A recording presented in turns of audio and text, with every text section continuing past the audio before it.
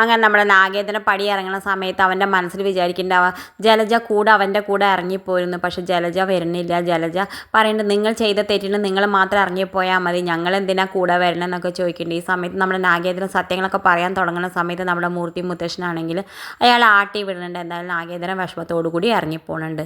പിന്നെ കാണിക്കേണ്ടത് എന്തായാലും നമ്മുടെ നവീൻ നന്ദുവിനോട് പറയുന്നുണ്ട്, എൻ്റെ മനസ്സിലുള്ള പെൺകുട്ടി ഞാൻ ആരാ പറയട്ടെ, ഇനി എൻ്റെ മനസ്സിലത് കൊണ്ട് നടക്കാൻ വയ്യ, അതുകൊണ്ട് ഞാൻ ഇപ്പോൾ തുറന്ന് പറയുന്നത്. നന്ദു പറഞ്ഞു ആയിക്കോട്ടെ ആരാച്ച പറയും നവീനേട്ടെന്ന് പറയുന്ന സമയത്ത് നീ തന്നെയാണ്, എൻ്റെ മനസ്സ് ഫുള്ള് നീയാണ്, നീ ഇല്ലാതെ എനിക്ക് ജീവിക്കാൻ പറ്റില്ല എന്നൊക്കെ പറഞ്ഞു. ഇതൊക്കെ കേൾക്കുമ്പോൾ നമ്മുടെ നന്ദു ആണെങ്കിൽ ആകെ ഞെട്ടുന്നുണ്ട്. പിന്നെ കാണിക്കേണ്ടത് എന്തായാലും നമ്മുടെ കനക ഗോവിന്ദേട്ടനോട് പറയുന്നുണ്ട്, ഗോവിന്ദേട്ടൻ അങ്ങനെ നവീൻ്റെ മനസ്സിൽ ഒരു ആഗ്രഹം ഉണ്ടെങ്കിൽ എന്തായാലും നമ്മൾ ആ നവീനെ വിട്ട് കളയാൻ പറ്റില്ല, നല്ലൊരു പയ്യനാണ്, നന്ദുവും നവീനും നല്ല ചർച്ചയാണ്, അതുകൊണ്ട് നമുക്ക് എത്രയും പെട്ടെന്ന് അവരുടെ വിവാഹം നടത്തി കൊടുക്കണം എന്നൊക്കെ പറയുന്നുണ്ട്. എന്തായാലും നവീനാണെങ്കിൽ പോയി ബീച്ചിൽ പോണ സമയത്ത് നമ്മുടെ അനിയും നന്ദുവിനെയും ഇങ്ങനെ കാണുന്നുണ്ട്. അവനാണെങ്കിൽ വല്ലാത്ത ദേഷ്യം വരുന്നുണ്ട്, ഏത് സമയം അനി നമ്മുടെ നന്ദുവിൻ്റെ പിന്നിലാന്ന് വിചാരിച്ചിട്ട്.